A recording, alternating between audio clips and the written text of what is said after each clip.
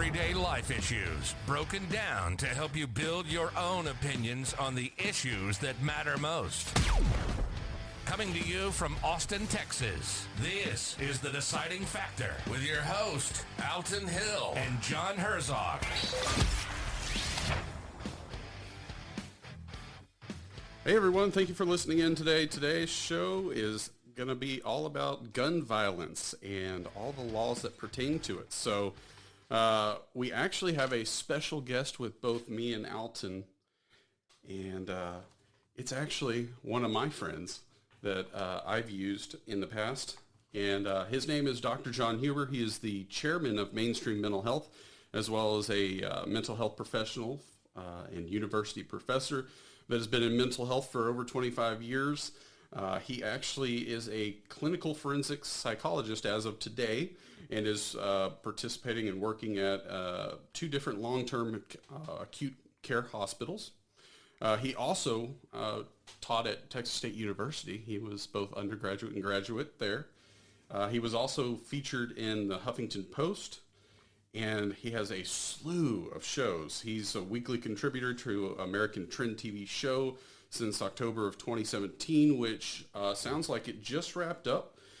They did a little over 200 shows, has appeared in over 30 television shows, Newsmax, Law and Crime TV, internationally on I-24 and Channel 1 in Russia. Additionally, he's done over 300 syndicated radio shows completely, on average about 12 to 16 shows each week. So this guy is busy. So John, welcome to the show. I appreciate you showing up. It's good to have you. Well, thanks for having me, John. Alton, good to meet you both. Yeah. I'm glad you're with us today. I think we got a lot of things to cover, so I'm ready to get down to it. So a little backstory. John actually helped me with my counseling back in the day when I went through my divorce. And then I made the mistake of becoming his friend, so now I can't even use him.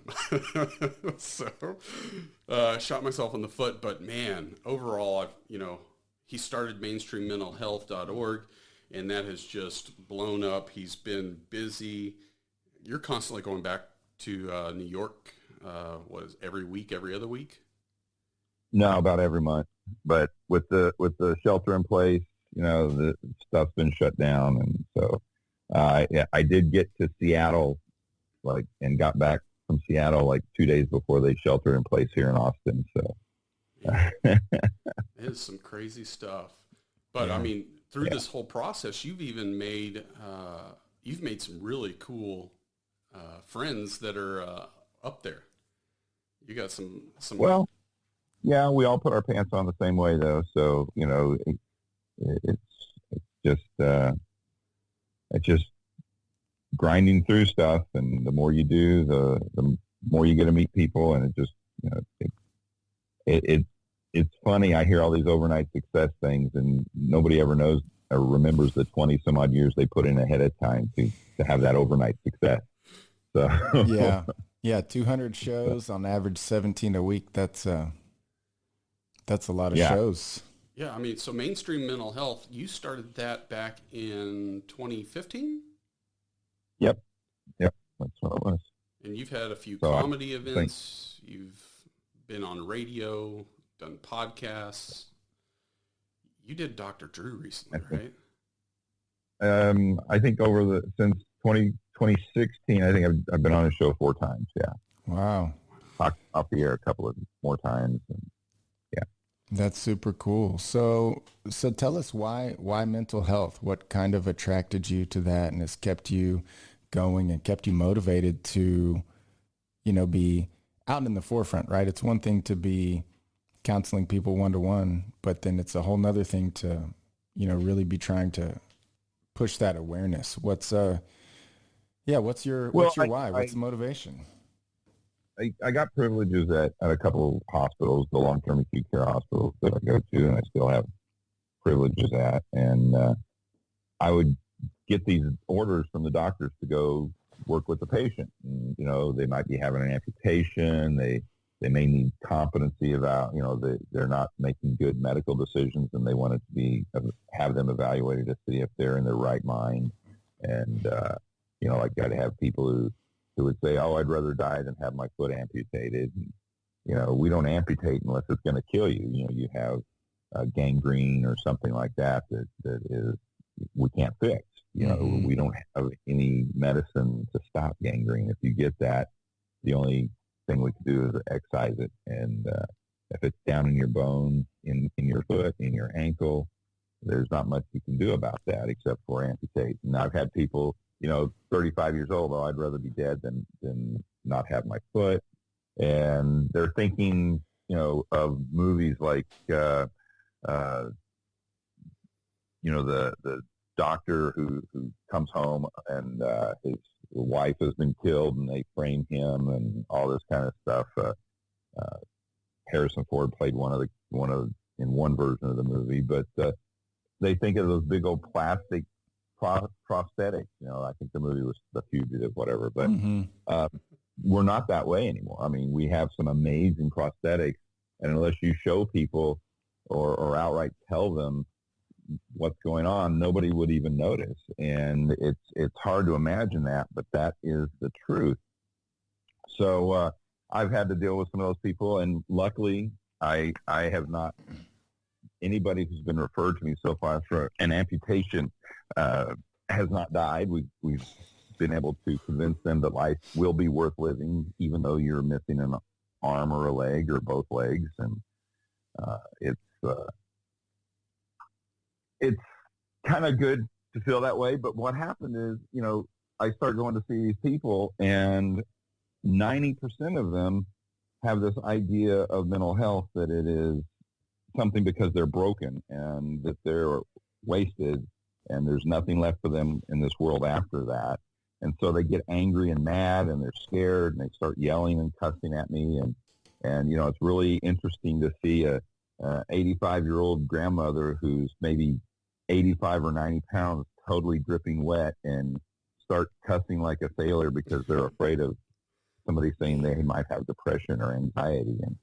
And so after probably close to 4 or 5 years of going back to the dictation room with the other doctors and complaining that, hey, you should give these guys heads up that I'm coming, because they usually don't. They just write the order, and I walk in there and meet these patients cold turkey. And they're like, you're going to take me to an insane asylum and lock me away forever. Yeah. And the doctors all said, look, you've been complaining about this like for 3 years, so either do something about it or quit whining about the stigma of mental health. So that's when I said, okay, and I started the nonprofit to educate people. And we're working on some stuff right now. We got all this shelter in place, and we're talking with some places trying to get some funds maybe for our first offenders, our first health providers, the fire and ambulance and police. Right. Yeah. So I remember back in the day when you made this decision to jump, it was kind of a scary deal, because you were still, teaching over at Texas State University, and you were doing both undergraduate and graduate, and then on top of that, you still had work on the side that you were doing as well, and then you have your own private practice. So you had three sources, and now all of a sudden you had to make the choice: am I gonna jump in full force and do the mainstream mental health? And that was a scary moment, right? Well, you don't know what's going to occupy your time at any one given moment. And as mainstream started picking up steam, we got involved in some movies that talked about mental health, and going around doing some red carpet stuff and being next to actors up on the stage. I'm sitting there, nobody I am, and they start to ask me a question about, this depicting post-traumatic stress disorder, and one of the newspaper or magazine people are asking them questions about mental health, and all of a sudden, this who we've all seen in movies, he's turned and said, well, let Dr. Huber answer that, because he knows about that. And then I would jump in with the mental health stuff and then bounce it back to him. And all of a sudden, I'm getting called more and more for more things, more activities, more, and in 2017, I finally went to university teaching, and and that was kind of hard because I'm used to seeing kids, and I call them kids because some of them are kids, they're just because they're 18 years old. On average, I have over the years had several students who were in college at 15, 16, 17 years of age, and a lot of times they're more mature, like 20-year-olds that are in my classes. So it's all kind of a perspective kind of thing, but that energy that those kids have coming in, first of the year, August and September, it was very invigorating. And I was like, man, I kind of miss that, that, Yeah. that always kind of jump charged everything and got me moving forward. And I was like, wow, do I really want to step away from that? And literally the minute I did that, all of a sudden I'm on, this little XM radio show with, between 6 and 9 million listeners, and That's awesome. the Jenny McCarthy show, and got on the phone with her, and it was crazy. Then I'm at WFAN in New York City, and I get called for that show, which is a sports channel. It's 100% sports. New York Giants, Mets, all this kind of stuff. Why are they calling a mental health guy to talk and occupy, an hour before the Giants play, a whole hour of radio? And I'm like, this is kind of ridiculous. And then they call me back, and 3 times in 1 year. And the producer's like, wow, this guy, the guy who has this show and hosts it, he never has the same person back more than once a year, So it kind of, they're like, have you back for time? And I go, well, I'm going to be in New York for another event on such and such a date. And they're like, well, he wants you to come in and take his show and do it live. And I'm like, okay. So I walk in there, and he introduces me, and he gives me an hour, and we just took phone calls, and they were all legitimate mental health questions from sports fans who, hey, my son has this, what's going on? I don't understand. The doctors aren't telling me anything. And I'm like, well, here's resources. Here's where you can go. Here's what you can do to find out about this, what you can do to find out about that. So the sports channel turned into mental health conversation? I did a show via Skype or direct digital line, 2 or 3 more times. I was in New York again. And I knew about a month ahead of time that he'd asked me to be on the show. Well, he started telling everybody I was going to be back on the show. And I walk in, and he literally did the same thing, only this time he introduced me, and he goes, yeah, the show's over in 2 hours. I'll be back then. And I just took phone calls for 2 hours. And the same thing. I get back home for 3 months, 3.5 months. I'm getting handwritten letters from people who listen to the show. And on Sunday morning, this guy has 1 million listeners, and he covers all the state of Connecticut, all of New York, New Jersey. It gets simulcast in Philadelphia, and the whole, all of New York City and Long Island, and it's amazing, and the acceptance of that from that group. And then I rolled into doing a show called Liquid Lunch for Newsmax, and that has that has been an exciting experiment, I think, for me. Doing live television and work with. But this is an economic news show. I mean, these guys are Wall Street men who made billions of dollars, and they started this show up and to throw their spin on what's going on in the economy and the news and how it impacts things. And right now, all of the live shows are pretty much going remote from some of these people's living rooms and kitchens and things like that. So we're not able to do that live. And yeah, totally. So you crazy. So right after you launched, I believe there was a mass shooting that ended up happening, though, and that really triggered a lot for you, which I guess, let me back up. I guess we'll give our opinions of this issue and where we kind of come from. So I'm more of a conservative view as far as these gun laws and Second Amendment rights and things like that. But I'm kind of flexible when it comes to it, right? So if there's some good evidence that we need to change something, I'm kind of okay. Let's talk about it. You know, I'm not going to shut off. I think Alton's views are a little more hardcore, so I'll let you talk about yourself. Yeah, I mean, here's the thing that I look at. I think a lot of the media wants to focus on the kind of this domestic idea of gun violence, but I'm constantly thinking about a tyrannical government. And so from that aspect, I'm thinking, no, we need less gun laws. We need more people armed to defend themselves than less.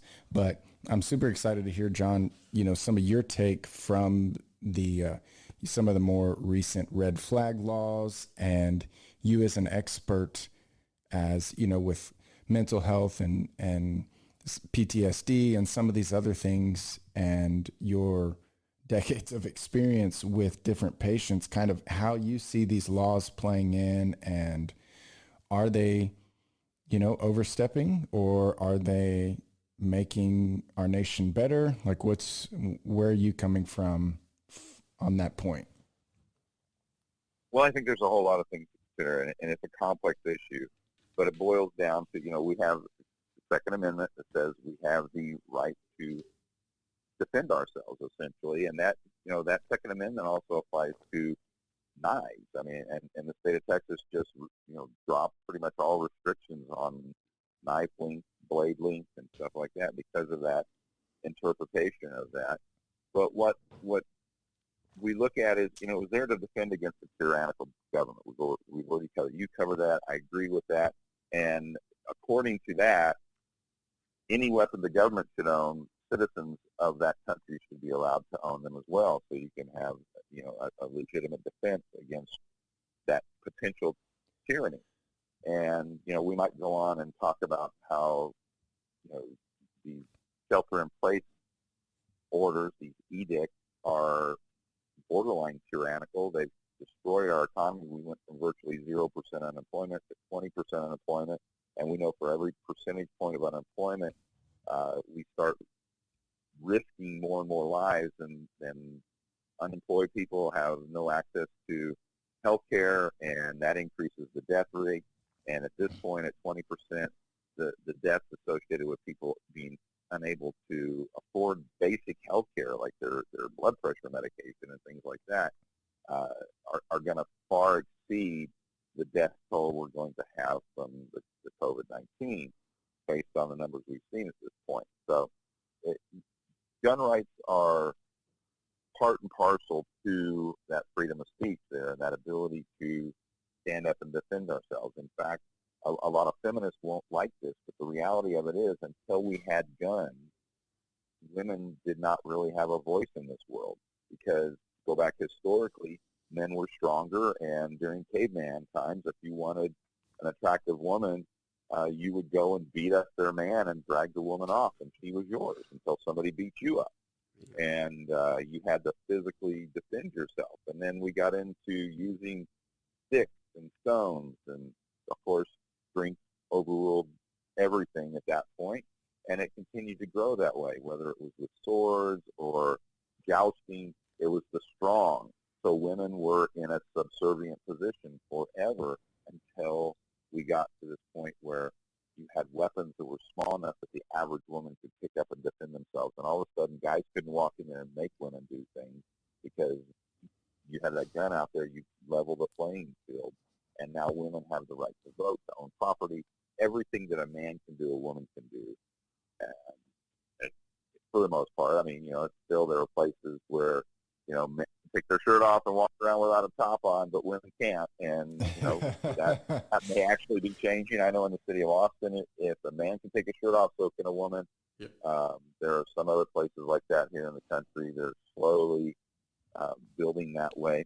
But, women are the ones who are fighting for that. Guys doing it, we're a bunch of, misogynists and things like that. But if a woman's fighting for it, it's her right, her choice, and we should respect that. And because of guns, we have to stop and listen to them. I know a lot of women go, well, you have to anyway. Well, historically, that's not actually accurate.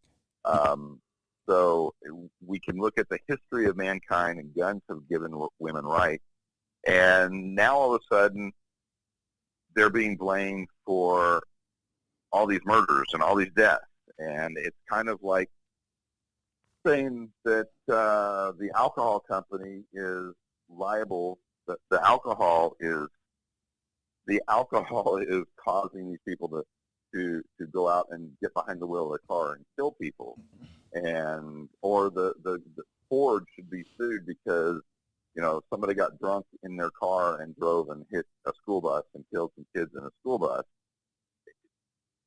Or the car is a tool. Yeah, or the cell phone company is responsible for me texting and driving and smashing into somebody, Absolutely. Right? They enabled Absolutely. me. Enablers. Right. And what we see is that over the years, these gun laws have slowly deteriorated an individual's right to have access to these guns. Now, I believe in that right. I taught my kids to shoot guns at an early age. My kids are, to this day, great shots, amazing shots, and we go hunting together all the time. And it's nice to have kids who are respectful, who understand gun safety, and they've been taught to shoot guns safely, know what's behind them, all the different gun laws. And, in fact, my son at one point got in trouble at his school. One of his teachers did not like him defending the Second Amendment in a study hall where students were discussing American government and like that. So this teacher happened to be a literature teacher, sent my son down to the office to see the counselor. And the counselor knows me and and looked at my son and what did you say? And he told her. And the counselor wrote my son a note, just said, just go to the next class. Don't even worry about it. Wow. Wow. Did they know about the First Amendment too? 10th Amendment? I mean, come on. Well, technically you have to debate whether kids have those constitutional rights or not. And that is always because they're not age of majority. So, and in school districts, the principal can go and search lockers, and they don't need a warrant. So that's a whole nother ball of wax. Working as a school psychologist like I did, you're starting another show. Yeah, that's trying to keep my mouth shut here. Okay. So, but anyway, when the teacher finally got a hold of us, she didn't like what she heard from me, and she goes, "Well, you're a psychologist." I go, "Exactly, but it doesn't mean I disrespect human life and our rights and our civil rights. And you don't understand how those laws were designed and what they were for." Then all of a sudden we have these mass shootings all over the place, and they're trying to blame these guns when we sit back and we see that the number one common denominator in all these school shootings that we have is an absentee father, not a father that's divorced from the family, but a father who may actually be present that has nothing to do with the kids, has no interaction with them. And wow, that's the key element with these things. Then you have the Parkland shooting. The court hasn't gone to trial yet. That was scheduled for this summer to start. Now with all this, shelter in place, that's probably going to get moved back. But you had all these kids killed by this guy who had a long history of police intervention, but because of progressive laws, the police departments weren't able to do anything to this person, and the school district wasn't able to take action against this person. And at a young age, he was able to get a hold of weapons and walked into a school after he was no longer a student there and killed a lot of people and tried to blame the gun again. The gun had nothing to do with it. It's a tool. It's a screwdriver. It just, drills a hole from a long range away. Guy had interactions. I think there were between 17 and 21 direct police interventions with this person, and not one time was there an arrest or anything else. So all of a sudden, they start saying, we need red flag laws. And the red flag laws that they proposed, I did not believe protect, I still don't believe the ones that are in action actually protect individuals' First and Second Amendment rights and the right to defend yourself in court of law. So my concern is that these red flag laws are going to be used politically to start basically keeping individuals who disagree with politicians or local officials and things like that to take away their ability to defend themselves from those officials. And, that the summer where all that stuff last year, when all that stuff was going on, I actually was able to talk to 4 different congressmen about red flag laws. And what I believe is needed is what I call a mental health warrant. You have somebody who acts or makes threats on a person publicly, which is one of the things that the Parkland guy did. And the police investigated, and they wrote a report, and it went into a file, and that's all that happened to it. Those reports need to go to a judge, and the judge needs to look at it with what I call this mental health warrant. And they look at this person and say, okay, this guy obviously is either trying to use his First Amendment rights to change people's opinion, or there's something going on there. So at that point, the judge needs to go back and give the warrant to a police officer who goes in to check and see, does this person actually have access to weapons? If they're talking about bombs or chemical warfare or chemical bombs, do they have the ability? They have a workshop. They have places to build stuff like that. Is it viable? And if it is viable, that needs to go back to the judge. Now, we know making bombs is illegal, but since the 80s, you can't make a bomb and just play with it haphazardly. And that's kind of probably a good idea for the most part. You can get permits and become explosive experts and things like that. But that's another discussion altogether. But these investigations keep the police officer being an investigator and a policeman, not making them be a mental health expert. That goes back to the judge, that the police officer takes that warrant and writes a warrant for them to go and check out the validity, the possibility, does this person actually have the wherewithal to be able to do that? You have somebody making threats about, some elaborate plan to destroy a school building, and they go check out this person, and he's a 30-year-old with cognitive impairment and has the functioning ability of, a 3rd or 4th grader. He may be able to write and talk on that level, but it doesn't mean he can actually go and build a chemical bomb and all that kind of stuff.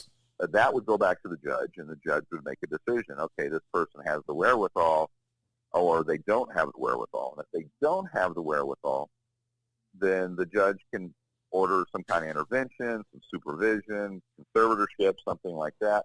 But if they do have the wherewithal, and they have the place and the ability to access what they need, the next step is we need a psychologist who's trained in risk assessment to go and do an evaluation to determine what the true risk is of this individual.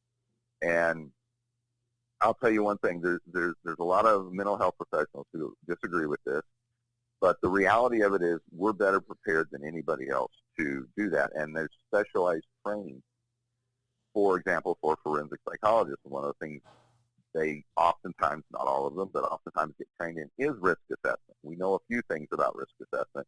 In general, we're not very good at it because people don't think like a criminal. They don't think like a killer.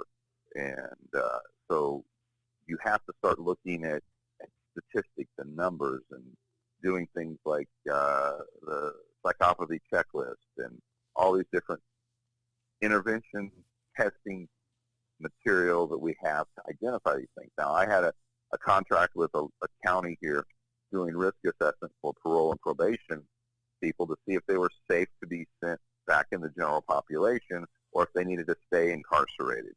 And I had that contract for 3 years, and during that time, not one person that we said was safe reoffended and were rearrested for violence. Now, the last 6 months, of our contract, some people in the county didn't like the fact that we were sending all these people that they thought were safe and keeping them incarcerated. So they petitioned the judge, and they had 5 or 6 people that were released back into the general population that we said were dangerous. All of those people reoffended within 3 months, some within 3 weeks of being released. Oh, wow. And when our contract came back to be renewed and they handed it to us, we turned it down because my name has an evaluation saying that this person was evaluated for risk, and then they were released into the general society, and they created harm. They hurt somebody again. Nobody's going to go back and read my evaluation. They're going to say, "Oh, Dr. John did this evaluation," and then they still let him out, so he's not a good risk evaluator. And I don't need that liability. I don't need it. So where does that fall? I turned them down. Where does that fall under innocent until proven guilty? I guess if you're already incarcerated. They're already incarcerated. Yeah, they're already been found guilty. But with the red flag laws, I think we need to do that risk evaluation. And then, so now the judge has seen the person's report, the investigation the first time, and got the write-up and decided this person needs to have another investigation to see if there's actually, so here's a warrant to go in and look for guns. Here's a warrant to go in and look for the bomb-making material that they put on their website that they said they were going to use. Here, so now they're looking specifically for specific things. So that's not violating our rights. They said they were going to do these things. Now we're going to look for the tools to be able to do that. That goes back to the judge now a second time. And if the judge deems that there is the availability and the cognitive ability involved in that for that person to follow through with that, now we need to go and investigate whether this person has gone and they're using, extreme position to try and move people and motivate people, or if they're actually somebody who may potentially commit that kind of harm. Well, then they need somebody who has training similar to what I've had, who can go and do that risk assessment. Then the judge actually gets to see this 3 different times. They're looking at this person 3 different times for the same offense. It's not like 3 different offenses. And that third time, then, that person is allowed to defend themselves in court and come up and discuss. And so now there's due process. The red flag laws we have right now do not have due process. It's basically, we think this person is a violence risk, so they go and pick up the guy's guns and say you can't own a gun, or woman's guns and say you. And that's family members, friends, things like that. But what you're trying to say is let's tweak the red gun law, or red flag laws, to be more managed by mental health awareness, right? Mental health awareness and due process. We have a right to defend our accusers in a court of law. So here's the place to do it.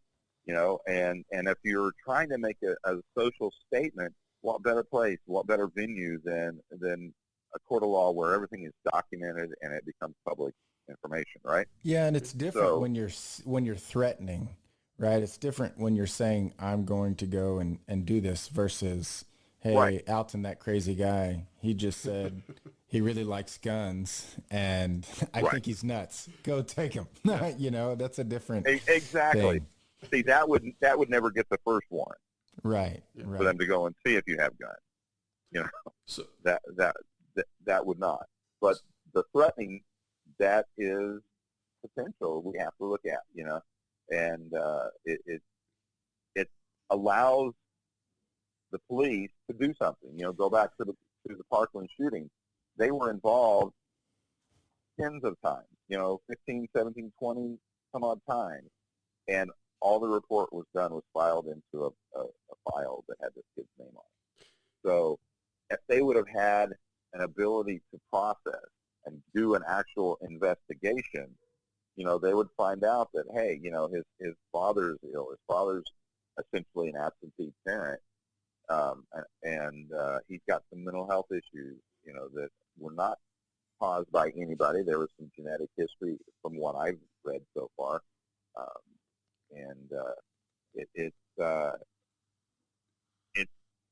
something that needed to be investigated appropriately instead of just sending another police officer out there to file another report in the guy's file. And if they would have done that, they could have done interventions and gotten this guy support and gotten him help. And maybe he wouldn't have felt so frustrated and isolated and alone and, hey, I have nothing to live for. And at that point in our history, unemployment rates were so high. I mean, almost what they are now when the government's shutting down business. We were at 16, 17% unemployment, and kids had no future. They were being told that we have to get used to less than 1% GDP growth. And, our administration, manufacturing's never coming back to this country, and there's no way to do it. Where's your magic wand if you think you can? And, of course, it was a very progressive perspective, and you get somebody in there who knows business. That's one of the reasons why I think Donald Trump got into office, is you had a businessman go in there, and he changed some of the laws, and all of a sudden we're at 0% unemployment. We've got, industry going on in this country. We're actually building things again, and we're getting less and less of our products made overseas. We've become energy independent, and, our country's going great, and I think that scares a lot of people, and that may be why we have this shelter in place. I don't know. That's a whole nother discussion. That's 3 other shows. On some of my podcasts, No, I definitely love to. Because I've talked about it thoroughly. For sure, but, for sure.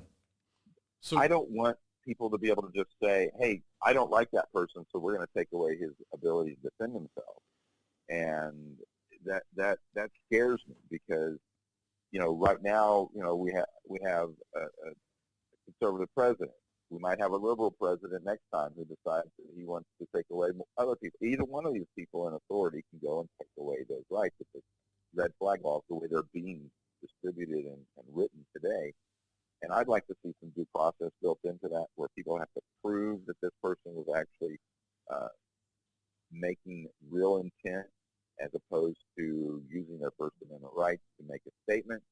And I think that would, although not perfect, it would be a step in the right direction as opposed to let's just write a red flag law, and if somebody reports you, anybody, your neighbor, your family, your ex-wife, somebody, a girlfriend who broke up with you, and all of a sudden now you're out there and the police knock on your door and say, we need to see your guns, and they walk off with them.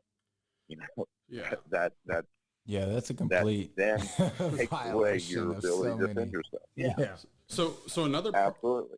So another part of this, when I was researching for this topic today, when you listen to some of these conservative radio shows like Rush Limbaugh or even Fox News, they always say, hey, gun violence is attributed to the politics in the area, like Chicago. They've got a crazy gun violence rate and things like that. But when I started looking at CDC and FBI, it was not showing a correlation between a different party.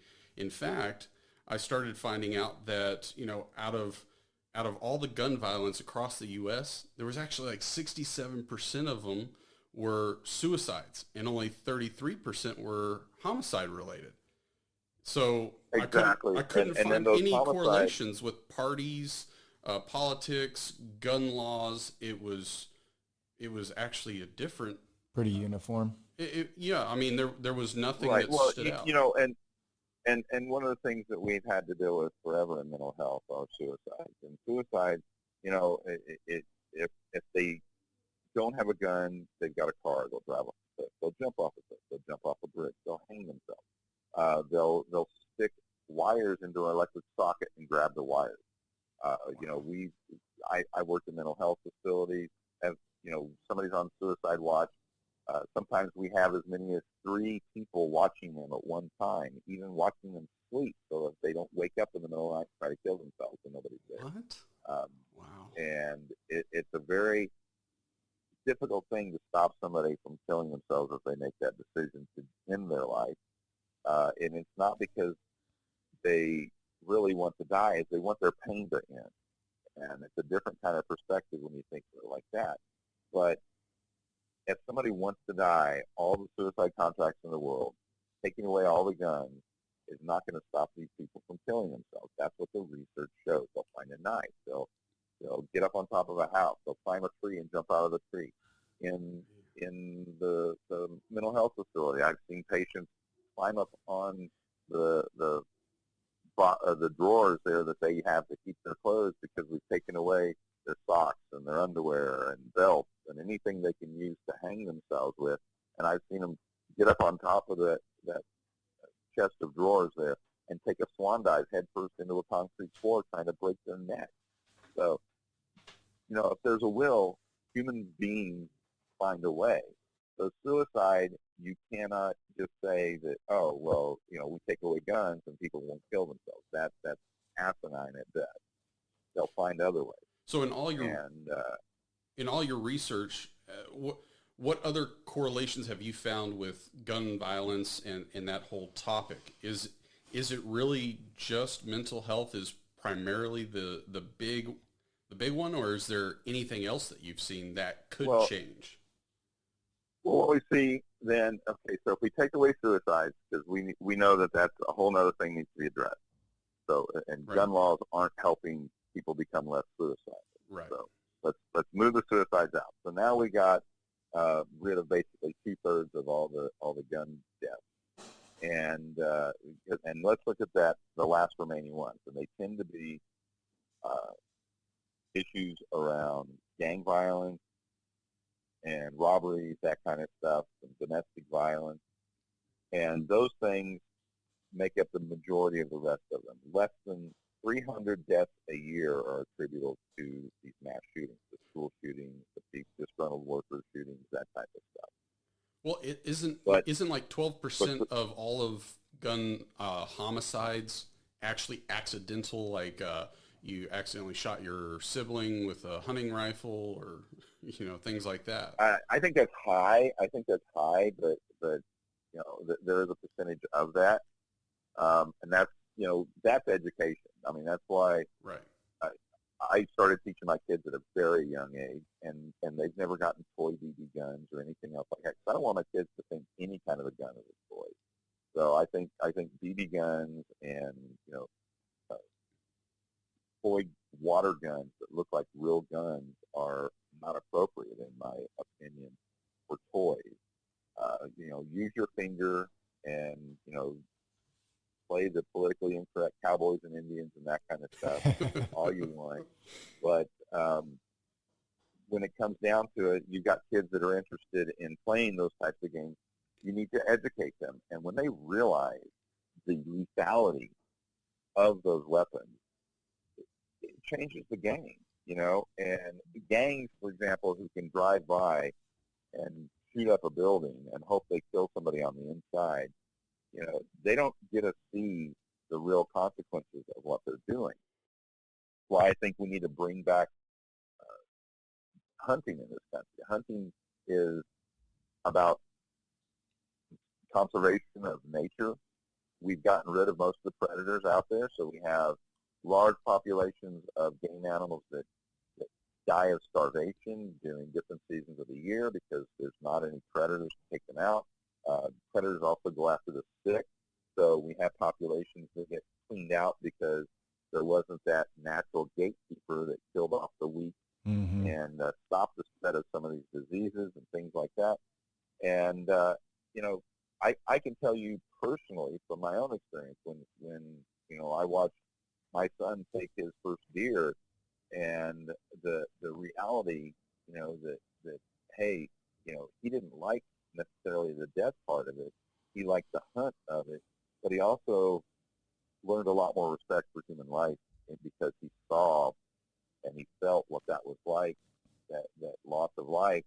But he also knows that, if we don't cull the herd, that, this one person died, or this one deer died, sorry, not person, this one deer died quickly. Is there something we need to go into depth with, John, here? We've got licensed professionals right. I mean, on the phone. This is really, it was a maturation. It was a rite of passage for this guy. Yeah. And he changed significantly for the better. And, it was great. We're sitting there and he goes, okay, what do we do now? And I go, well, now you get to sit here while I go and get the truck.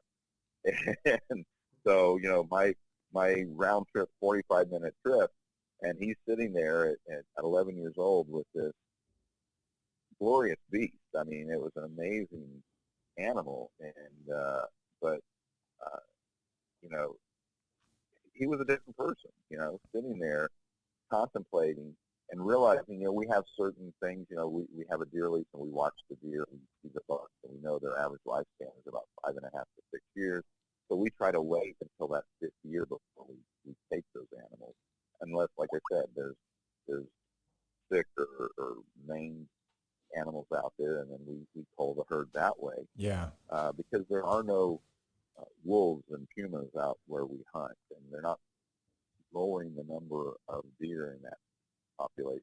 So right before we do our deciding factor here, one more part of this topic, one of the other discussions or arguments is the types of guns that are out there: automatic, semi-automatic, black powder rifles, I guess, if you want to throw those in there. But, yeah, does the type of gun really matter in this conversation? I think you hinted at it earlier. It's just a tool, but, they constantly talk about this in the news, that we need to get rid of automatic weapons, bump stocks, everything.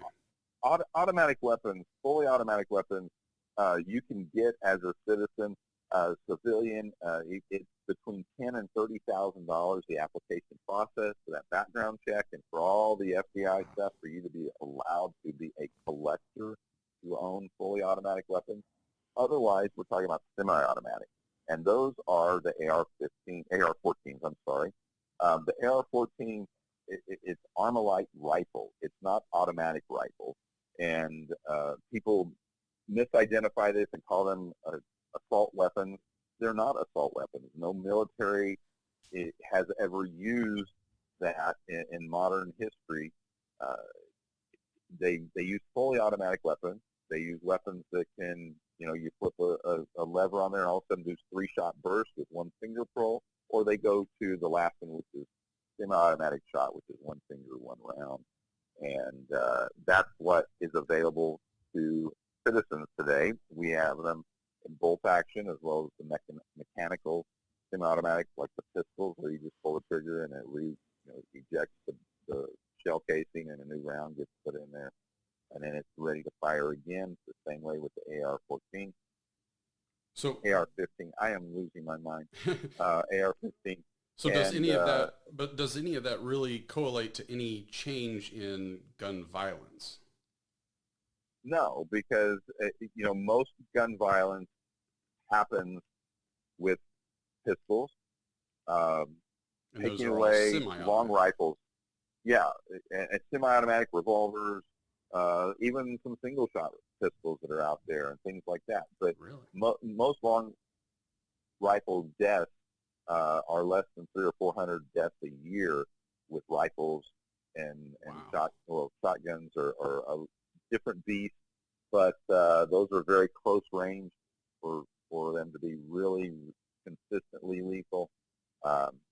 But looking at that, if you got rid of all the fully automatic weapons, you're not going to have an impact on any of those deaths at all, because there are none of them out there. And the semi-automatic death, then you're really breaching that Second Amendment right, because the whole idea, our founding fathers, if you read their writings, were that the citizens should have access to the same level of weapons that the government does. So if to protect from stepped on by the government, they can defend themselves. So by that action, we should be able to buy an Abrams tank if you could afford one. And that's what Alton was saying earlier. He wants a tank. He wants. Can bazookas. You hear my smile? There it is. And I think if we're talking purely against tyranny, I think that's exactly right. But we have to step back and realize, that we have police officers here, and the argument is that, if you're being attacked, you call 911 and wait for the police to be there. And my argument for that is the best places have a 7-minute response time, and most violent crimes are over in less than 3. Well, know what you said about the long rifle gun deaths really surprised me. I was really unaware that, the long gun deaths were so low. And I know, and I may not be 100% right on these statistics, but I know in like the CHL courses, they say generally there's a 60 to 70% survival chances if you're shot with a handgun. In other words, most likely if you're shot with a pistol, you will survive. Really? And it's the opposite for a long gun, right? So like a hunting rifle that you would well, use. why is that? And there's some reasons why. The long gun, in general, the pistol rounds don't hold as much powder, so they're not as powerful. You've got a short barrel, so they're not able to use the mechanical leverage of that explosion traveling down behind that bullet in a 16, 18, 20, and 22-inch barrel. In some cases, those long rifles, they can get a lot more speed, a lot more velocity, and the velocity itself that crazy impact to be much more violent. We got the 5.56 and the 7.62 military rounds, and those are full metal jacketed bullets. And what they know is that what makes them lethal, it's not like sticking, a stick through a Jell-O mold and it comes out the other end and we got a straight line. That high velocity causes that full metal jacket bullet to start tumbling when it hits something. And the tumbling tears up the inside of that body and causes a shock with all that energy and causes either relatively quick death, or now you've got an injured person that takes 3 people to manage. So now you've taken 4 people off the battlefield. So there was a reason behind that. If you use the soft point bullets like we use for deer hunting, for example, that expand and cause trauma without having to tumble, when you hit somebody, you would actually increase the likelihood that that person would die. Well, most people, when they are buying ammunition, especially, people who aren't sportsmen, they're just gangsters, they're going to get what they can get. And soft point bullets are very easy to get over full metal jacket for most rounds. Not everybody goes and gets the AK-47 in a 308 model, or 7.62, or the 223 in the 5.56. So those are just different types of ammunition. It's irrelevant, really, but most of them are in full metal jacket, whereas most of the other rounds are designed for sports.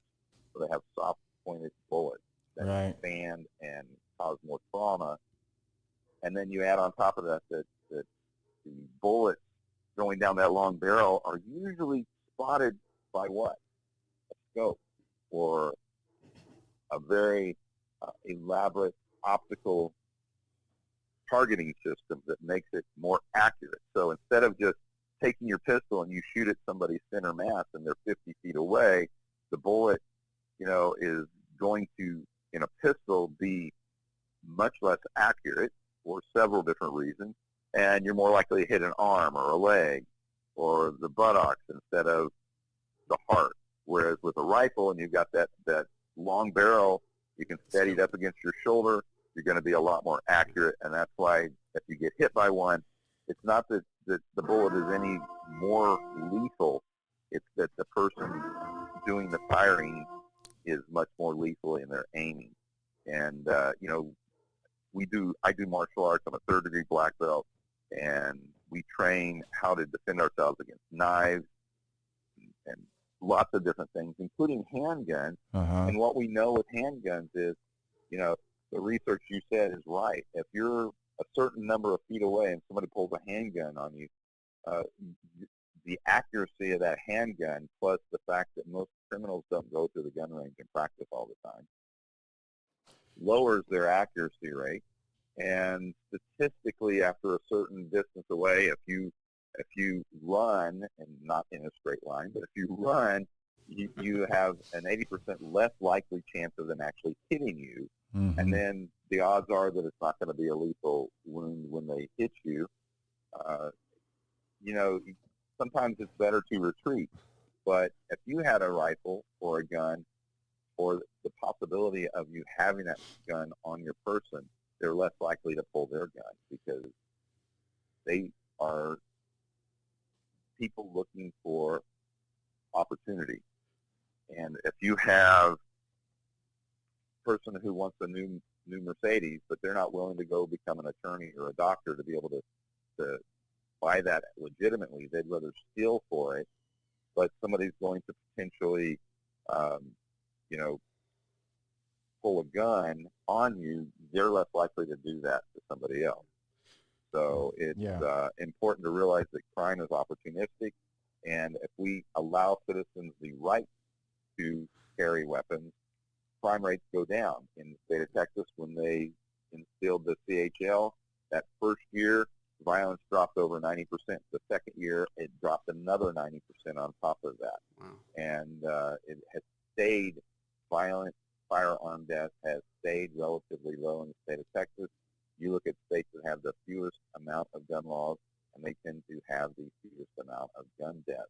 You take a place where the law-abiding citizens are going to follow the laws, and you say nobody can own a weapon like that particular gun, they don't, because they're law-abiding citizens. The problem is criminals are not law-abiding citizens. If they were, we've already got laws that will take care of them. Thou shalt not kill. You know, murder is a homicide. You know, and I mean, it's a felony. And if the law was going to protect you, it would have already been there to protect you. And if the police were going to protect you, they have to be there on site for that to even be an opportunity. And telling me I can't own a gun is like telling me I can't have a fire extinguisher in my house. Yeah. So we're up against the clock. Let's do the deciding factor. This one, I'm going to let you start off with it, Alton. All right. But the question is, gun violence. Are we blowing it up more than it should be? Should we have more restrictions, less restrictions? In general, what is your opinion about this? And then we'll let you hit it up after that, John. Now it's time for our deciding factor.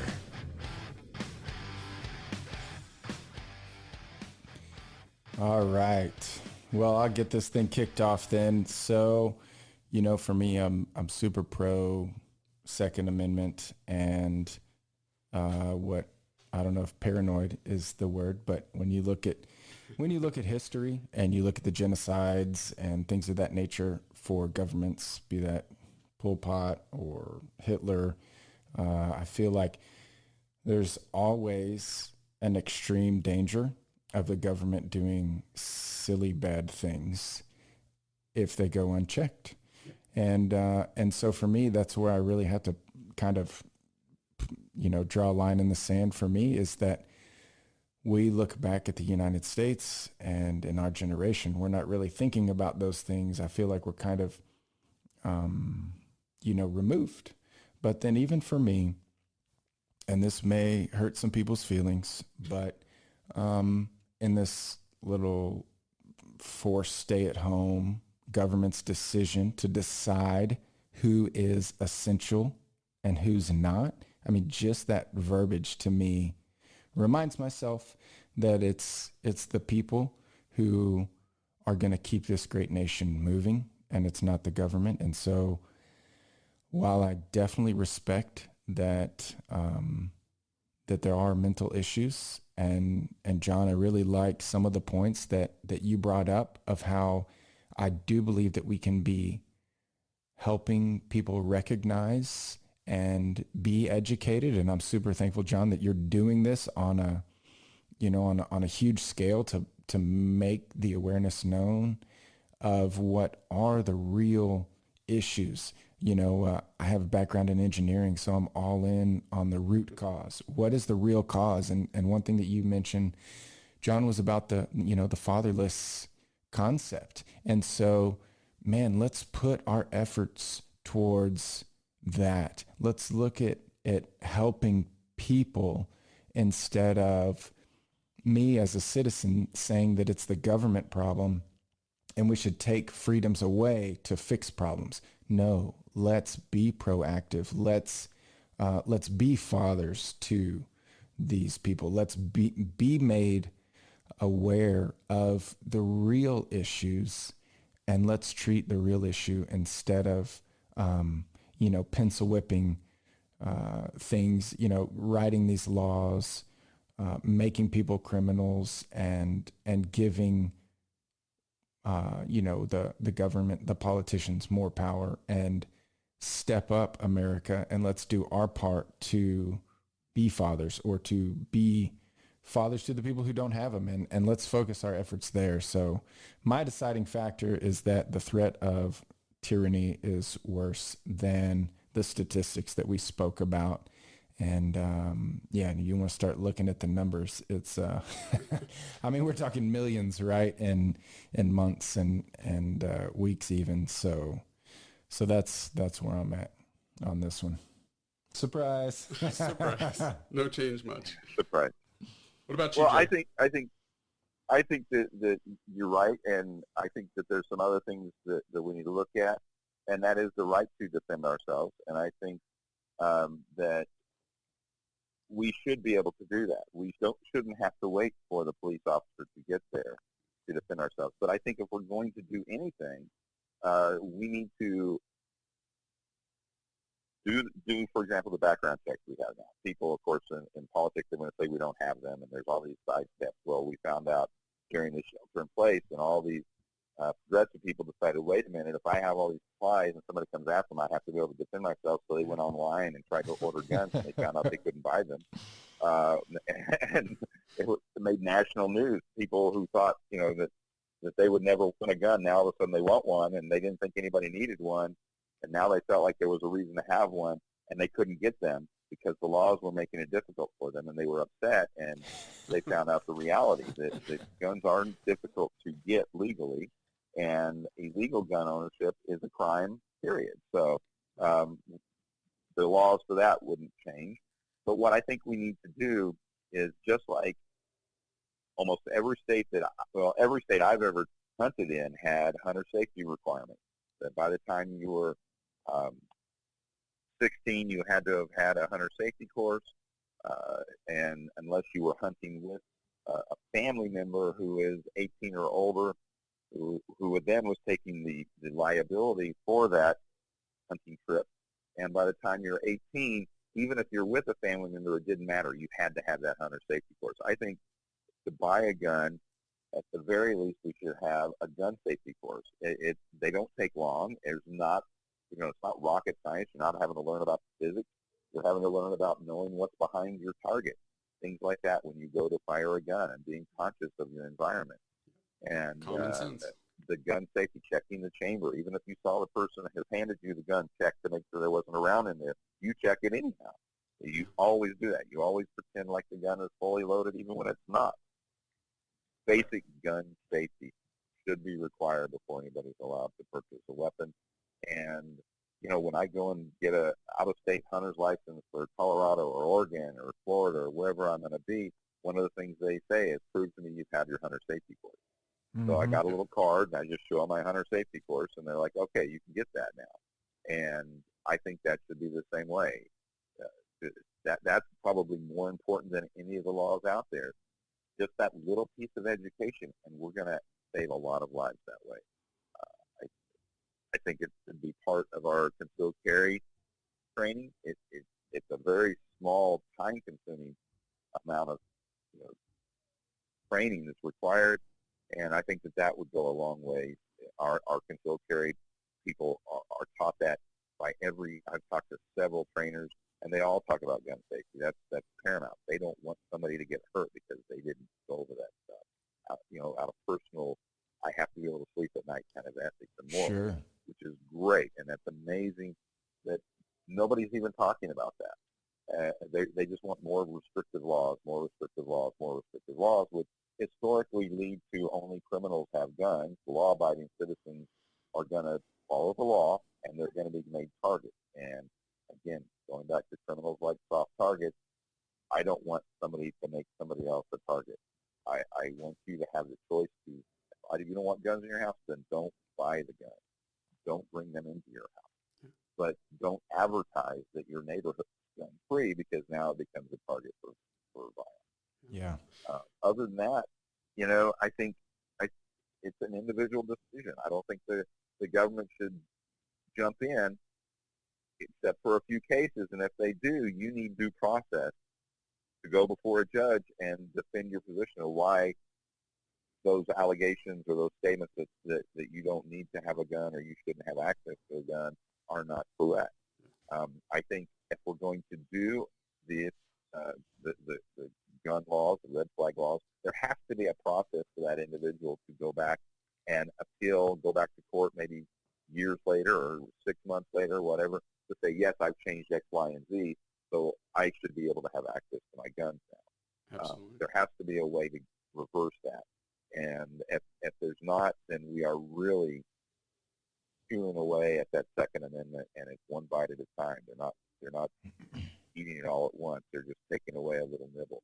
And that is, the frog in a pot of boiling water. If you start cold, you warm it up, all of a sudden the frog's dead. Whereas if you throw it in the hot water, it jumps right out. So that's my point. Yeah. So as far as my deciding factor, I say, these restrictions that we currently have here in Texas, like you mentioned, I think those are good enough. I mean, you do a background check. You have to have your hunter safety course if you're hunting. If you want to carry, whether it's open, conceal, then, you still have to go through all this testing. You have to sit through a class, which is boring. I just recently did that. But, these red flag gun laws, I looked at it the other day, and it's ridiculous how you could stop somebody and take away their rights and there'd be nothing to back up your statement. So I actually do like Dr. John Huber's idea of let's do mental evaluations, have a professional truly dig into it, give their opinion to the judge, then let them investigate and do it that way. I think that's due process. Right. Yeah. It gives you a full due process. Someone can defend themselves. The question would be if the person is crazy enough that they want to go shoot up a school, does this put too much time in there, which, you can hash out the details later, but that would be the only area I would say would need to be tweaked. But I think it's a great direction. And I think, in my opinion, both Democrats and Republicans can both get on some form of legislation that would match what Dr. John Huber's talking about, in my opinion. So guns don't matter, the type of them. I think it's based around more mental health, even looking at the numbers, even the suicide being as high as we talked about earlier. That shocked me. I didn't realize that gun violence was heavily suicidal more than homicidal. Right. So that was a shocker for me. So I think if we can come up with this legislation like what John's talking about, I think that's the way to go. I'm 100% on board with an idea like that. I don't want to do any more regulations. I mean, right now, for example, the silencers, if you wanted a silencer on your gun, you have to get clearance through your sheriff and your county. Fingerprints, taxes. Yeah, I mean, it's not a short process. It's long because my cousin ended up getting one.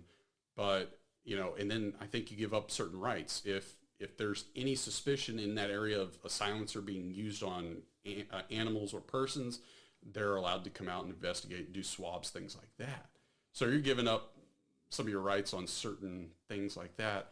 So I think the laws are good where they stand, especially in Texas. But let's look at legislation. I'd like to know more in depth about this conversation with John in the future for sure. And then even more so, I say we have another episode on mental health awareness, because clearly there's a lot that we started to dive into, but realized there's more to talk about. Sure. Yeah, I really appreciate you coming on, Dr. John. It's awesome to hear your perspective on these things, and your vast amount of experience in these areas really gives it a lot of weight. So certainly appreciated it. So one last thing before you go, John. Everybody can catch you at mainstreammentalhealth.org, but the easiest way to follow him and check him out is drpsycho.org. That's drpsycho.org. John, thank you so much. Anything else you want to add before we kick you off? Hey, check out my podcast anywhere you can get podcasts, just like the one you're listening to. And we talk about anything mental health. I'm also on the Mental Health News Radio Network. but you can find most of my stuff on places like Spotify and iTunes. And you can also, in some of those, like at YouTube, if you do a quick search, you can type my name in TV and you can see all or a lot of the TV appearances that I had are on YouTube in different areas. Now, if they're in the Austin area, can they still use you for counseling? Yes, definitely. And just look me up. Awesome. Sounds good. Well, I appreciate it. Anything else you want to add, Alton? No, I'm good. It's been a great show, though. Yeah, it's been fun. Appreciate it. And we hope to see and hear from y'all soon. And everybody say bye. Bye-bye.